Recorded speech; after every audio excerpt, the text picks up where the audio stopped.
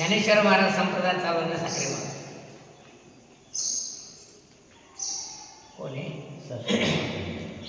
पूर्ण महाराष्ट्रात ज्ञानेश्वरी पहिले पारण करणारे कोण आहे? साखरे महाराज. कारण असा इतिहास आहे.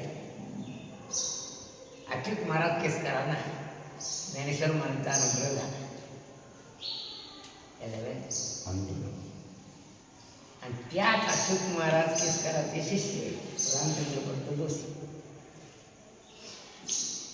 त्यांनी पुण्यामध्ये ज्ञानेश्वरी वाचन मंदिर म्हणून एक मठ स्थापन केला. त्याला साखरे वाचा मठ म्हणतात. तो पण टिळकाच्या घरात मी पाहून आलो. आला मला एवढं पाहून या फार काही जास्त नाही, एवढाच सभा मांडला होतो.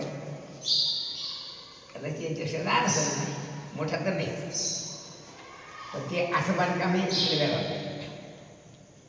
तिथे त्यांचे वंशज राहतात. म्हणजे साखरेबाच्या घरामध्ये बहुतेक कोण नाही राहत. काय त्यानंतर साखरेबा म्हणजे रामचंद्र पंत त्यांनी पुण्यात 21 लाख रुपयात साखर वाटली. काय तेव्हा किती साखर वाटली? 21 लाखात साखर वाटली. त्या वरनं मोठं साखरे म्हणतात. तसं त्यांचं आडनाव जोशीच होतं, रामचंद्र पंत जोशी. त्या वाचून इतिहासाला आहे का नाही? रामचंद्र पंत जोशी अमात्य म्हणून त्यांचं नाव आहे इतिहास. म्हणजे साखरेबाच्या परंपरेत असली लोक साधीसुधी नव्हती. तसं प्रतापराव वैराग्य निर्माण झालं आणि तो महाराज झाला. असं कसं आहे किंवा आता मोदीनं तसं पाहिलं तर साधू संतांची मर्यादा तोडली नाही काय. आणि त्याच्या मनात आजही आपलं राजकारण संपलं की मनात तपश्चर्या करायला जायचं. म्हणजे या लोकांच्या मनात अजूनही देवाबद्दल प्रेम आहे, आदर आहे हे नाही. मग असाच रामचंद्र पंत त्यांनी पुण्यात 21 लाखात साखर वाटली. म्हणजे त्याचंच नाव पडलं साखर.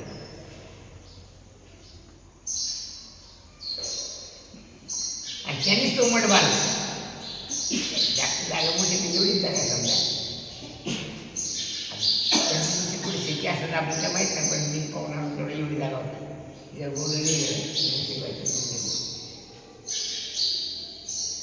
पुढे साखरेबाच्या वंशात विनायक महाराज.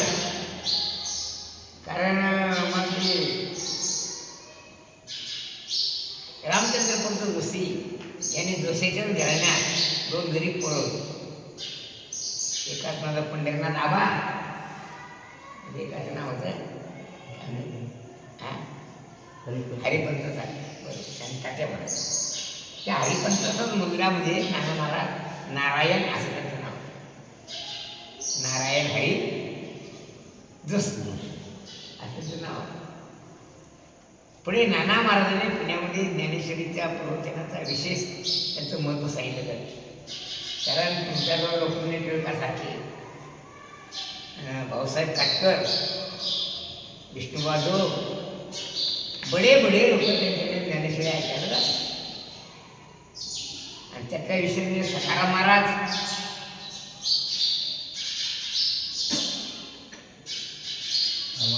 अमळने बरोबर एक मोठं प्रश्न त्याची फार मोठी जत्रा व्हायची त्या भागाला. पुढे अमळने गेलं पाहिजे हा त्याने गुढी गुडले गे त्याने गुढी गाव कोणतं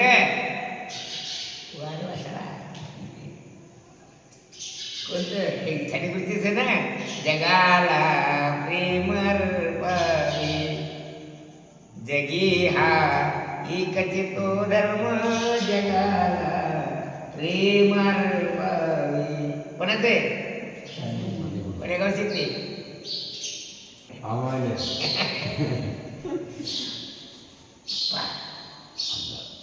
त्यानंतर नाना महाराज साखरेनंतर त्यांचाच मुलगा विनायक नारायण जोशी असे विद्यासागर असंही सुद्धा आहे. त्यांनीच हिंदीतला ग्रंथ बनवला आणि त्यांनी आळंदीला साधक आश्रम महाराज संस्था स्थापन केली. काय असो ज्ञानेश्वर महाराजांचा संप्रदाय कोणता साखरे महाराज. आता पलीकडे देहूला तुकाराम महाराजांचे वंशज राहतात. त्या तुकाराम महाराज संप्रदाय जसं पाहिलं तर विनोबा महाराजांनी चालवतात. हे पिंपळनेरचे राहतात. कुठे पिंपळनेर पूर्ण वगैरे माहीत असेल त्यांचं पारनेर हे पिंपळनेरचे राहतात. हे पाठिंबा होते त्या काळात. पण कट्टर अभिमान धरून तुकाराम महाराज सांगतात याच्यात ते दुसरं म्हणतच नाही. काय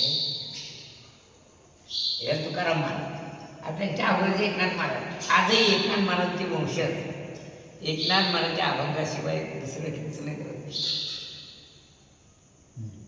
पूर्ण महाराष्ट्रात कीर्तनाच्या सुरुवातीला कीर्तनकार रूपपात होते भगवंत. पण योगीराज महाराज म्हणत काय काय योगीराज महाराज नाथांचाच रूपात जो अभंग येते म्हणतात.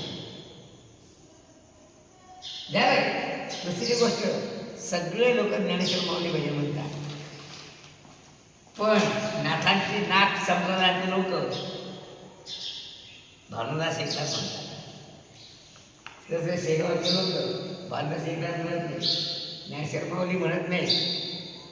काय म्हणतात गणगणगणात बोलते गणगणगणात बोलते ते म्हणतात का नाही. काय नामदेव महाराजांचे नामदास महाराज ते आजही कीर्तनाला काय जनाबाईचा नाहीतर नामदेव महाराजा बोलतो. ते दुसऱ्या पण काय करतात रे त्यातल्या त्या. आता हे जे महाराज याच्या अगोदरचे नाव त्यांना नामदासच म्हणतो स्वामी. संतांचे सुख झाले या देवा या अभंगाशिवाय कुठेही त्याचं कीर्तन दुसरं घेतच नव्हतं. आमचं मत असं त्याला काही येतच नव्हतं. पण एवढा अभंग सांगत कारण मोठ्याच्या घरातले माणसं घेतली काय काय कोणाची म्हणजे नामदेव महाराजांचे 12वे वंश म्हणून त्यांची ख्याती. आता हे जे महाराज आहेत त्याचं काय केशव महाराज असं काहीतरी पण त्यांना नामदास आडनाव ठेवलं जातं. हा नामदास म्हण नामदास म्हणजे नामाचे दास म्हणतात ना नामदास. पुढे असं झालं तसं पाहिलं एका संशोधकाने शोधून काढलंय की नामदेव महाराजांचं आडनाव रेळेकर. काय होतं रेळेकर आहे ते लिहिलंय त्यांचं नाव नरसिंह. जास्त पाठवले छंद असते माणसाचा. पण छंद कुठे असं काही टाकून लावून ठेवून वाचून येत असतो काय नाही आहे नाही. तेव्हा नामदास महाराज नामदेव महाराजांना बघितलं दुसऱ्या पत्रात घेतलं. तेव्हा आमची अशी इच्छा आहे की आपल्या आश्रमातल्या लोकांनी ते नावं घेतली पाहिजे. म्हणजे आता काय झालं समाज एकमेकात मिसळला म्हणजे तुमचं तुम्ही म्हणा आमचं आम्ही म्हणा असं.